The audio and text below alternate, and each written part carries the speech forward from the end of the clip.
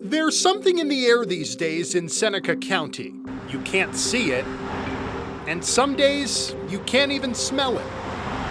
But it's a far cry from an odorless air, so much as an air with less of an odor.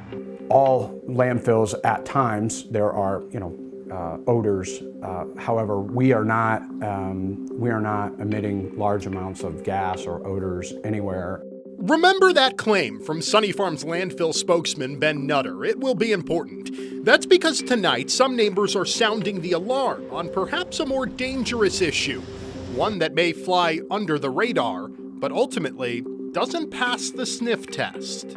To be honest, I feel like we are in a worse position than we were 6 months ago. At Sunny Farms Landfill, there haven't been many off days for the team of roughly 100 employees these last 12 months since our investigation began. We've implemented a hydrogen sulfide treatment system that you're going to see on your tour today. We've implemented an odor control blanket. We cover with actual dirt every evening on the working phase. We've narrowed down the working phase.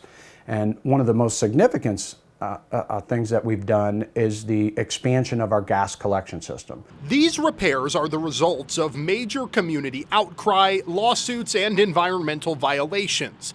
In July, Sunny Farms settled with the state for millions in unpaid and overdue operating fees, which they paid off to Ohio's Attorney General and the Ohio Environmental Protection Agency, the government group that regulates landfills like Sunny Farms. We put the landfill on like a step-by-step compliance schedule to get back into compliance with sulfur dioxide emissions. And Shannon Neighbors is in charge of the Ohio EPA's Northwest District and says protecting Ohioans is her agency's most important priority.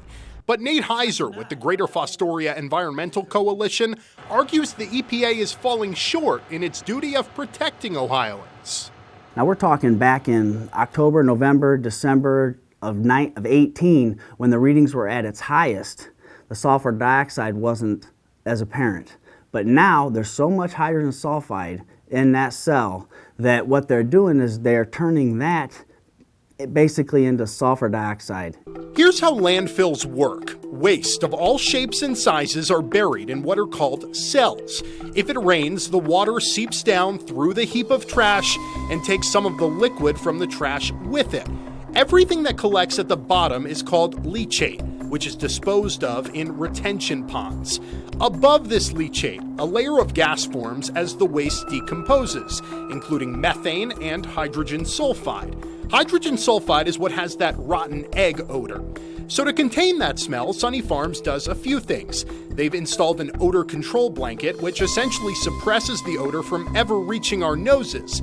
They also suck up some of the gas through these vertical vacuum-like pipes, sending the gases to a flare, which burns it off into the air. But when hydrogen sulfide is burned, it creates sulfur dioxide. And Dr. James Tita with Mercy Health says that isn't good for the human body.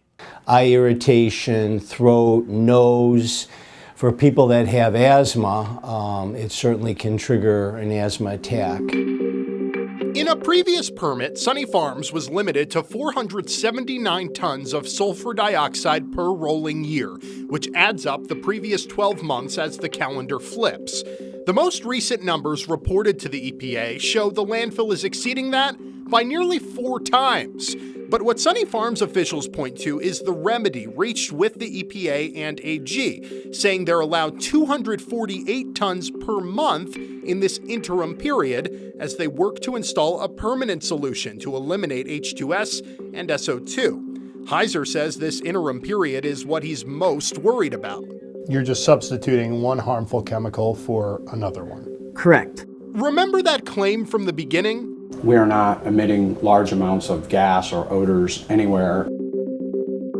So the question is, why would anybody ever believe that the EPA would properly regulate an entity that is providing so much money right back into that agency?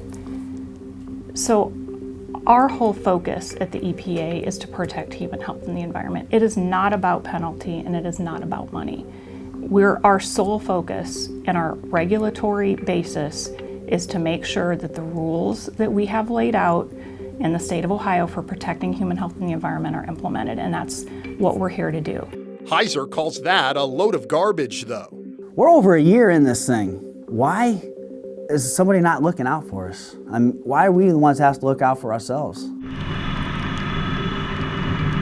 But Nutter disputes that image of the situation, telling WTOL several times the landfill prioritizes operational excellence and environmental health and safety. During our open house, we had over 200 local friends and neighbors come over and tour the landfill. And the predominant comment was, you guys have done a fantastic job of changing the way we do business. Does Sunny Farms deserve any credit whatsoever for what they have done in the past year? No. Why? Because they're trying to create this false narrative of, we're fixing all the problems, we're investing all this money. Yeah, a little too little, too late. You're turning hydrogen sulfide into sulfur dioxide, and the levels are way above what they should be. And we're still experiencing odors last week.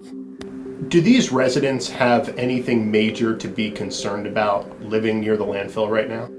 Well, it's hard to know. Once again, I mean, if you're downwind from this, I mean, it potentially could have some health effects.